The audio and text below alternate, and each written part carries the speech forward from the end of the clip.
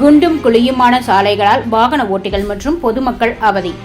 திருவள்ளூர் மாவட்டம் பூவிருந்தவல்லி வட்டம் திருமலிசை பேரூராட்சியில் உள்ள 10வது வார்டு ஜவஹர் தெரு பகுதியில் உள்ள சாலையினை தினமும் 100க்கும் மேற்பட்ட வாகனங்கள் சாலையை கடந்து செல்கின்றன.